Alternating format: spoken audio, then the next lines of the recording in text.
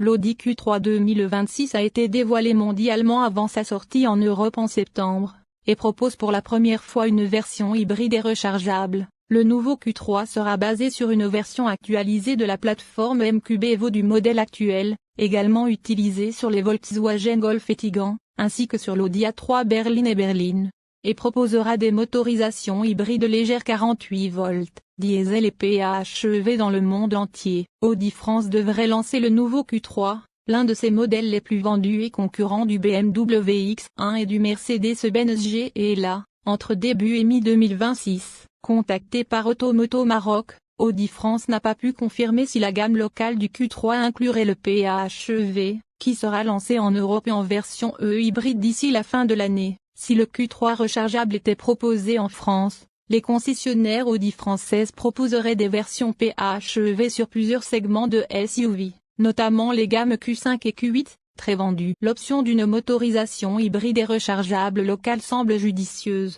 les ventes de PHEV ayant presque doublé en France au cours du premier trimestre 2025. Le Q3, proposé pour la dernière fois en France en 2018, n'est pas prévu pour la gamme locale. Le constructeur n'a pas encore confirmé si une carrosserie Sportback serait de nouveau proposée avec la nouvelle génération de Q3. En Allemagne, le Q3 hybride 2026 sera proposé à un prix de départ de 44 600 € hors frais de mise en circulation, soit environ 10 000 € de plus que le modèle actuel. La gamme actuelle du Q3 démarre à 44 600 € hors frais de mise en circulation pour le 35 TFSI d'entrée de gamme, hors offre promotionnelle de fin d'exercice ou de fin de vie du modèle. L'augmentation du prix catalogue en Allemagne reflète la volonté d'Audi de monter en gamme avec des véhicules à plus faible volume et à plus forte rentabilité, dans le cadre d'une stratégie révisée qui l'a vu abandonner son objectif précédent de vendre uniquement des véhicules électriques à partir de 2032. Audi n'a pas confirmé les dimensions du nouveau Q3, mais a indiqué qu'il offrirait un espace de chargement de 488 litres, extensible jusqu'à 1386 litres une fois la deuxième rangée de sièges rabattue, soit moins que les 675 525 litres du modèle actuel. Le Q3 actuel a un empattement de 2680 mm et mesure 4484 mm de longue, 1848 mm de large et 1616 mm de hauteur. Audi décrit le design extérieur du nouveau Q3 comme plus émotif tout en conservant la calandre à cadre unique et les phares intégrés de la marque. Les phares à LED, qui comprennent 25 600 micro-LED individuels dans chaque module, permettent un meilleur éclairage ainsi qu'une coordination avec les systèmes d'assistance à la conduite, tandis que les feux arrière OLED seront une option pour la première fois. Une prise d'air froide contrôlable et un style de pare-choc unique se trouvent sur les nuances S-Line plus sportives, avec des tailles de roues allant de 17 à 20 pouces de diamètre et de 215 à 235 mm de large. Un coefficient de traînée de 0,30 CD améliore le Q3 actuel de 0,32. Le Q3 hybride PHEV sera le Q3 le plus puissant et le plus cher disponible au lancement en Europe, au prix de 50 000 € et un total combiné de 200 kW de puissance et de 400 Nm de couple.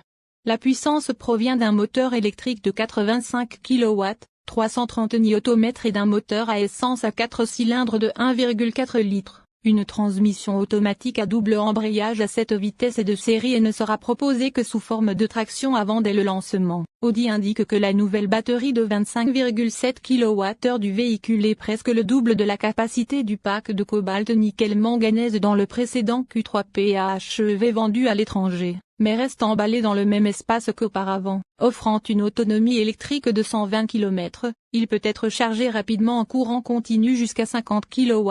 Fournissant un rechargement de 80% en moins de 30 minutes. Moteur turbo-essence avec sortie de 195 kW, 400 Nm, cette fois associé à une transmission intégrale à double embrayage à 7 rapports et à 4 roues, tandis qu'Audi a également déclaré un 150 kW, 320 Nm.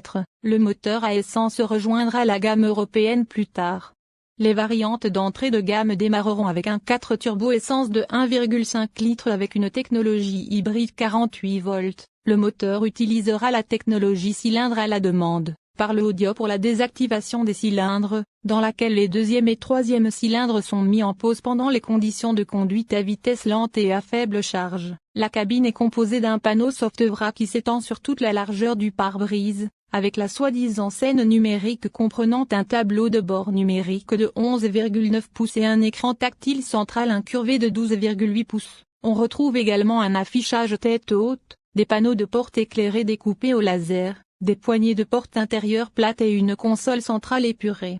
Le vitrage acoustique des vitres latérales avant améliore le raffinement. Le Q3 utilisera le système d'exploitation Android Auto avec commande et commande vocale enrichie par intelligence artificielle, IA, avec un assistant IA illustré graphiquement sur le tableau de bord numérique. Les systèmes d'aide à la conduite comprennent le stationnement automatique, la reconnaissance des panneaux de signalisation et le freinage d'urgence autonome, AEB, ainsi que l'assistance active au changement de voie avec des commandes guidant la direction, le freinage, l'accélération et la vitesse du véhicule. Audi indique également que son système d'assistance d'urgence peut prendre le contrôle du véhicule lorsque le conducteur ne réagit plus, l'immobilisant sur le bord de la route. Les crossovers ne sont généralement pas réputés pour leur dynamique de conduite, mais Audi affirme que le Q3 redessiné est doté d'une suspension améliorée qui offre une expérience de conduite améliorée. Outre la suspension standard, les clients peuvent bénéficier d'une suspension sport et d'une suspension réglable avec amortisseur à double soupape à action plus rapide. Autre point fort, une direction progressive et des systèmes d'aide à la conduite améliorés. Parmi les points forts,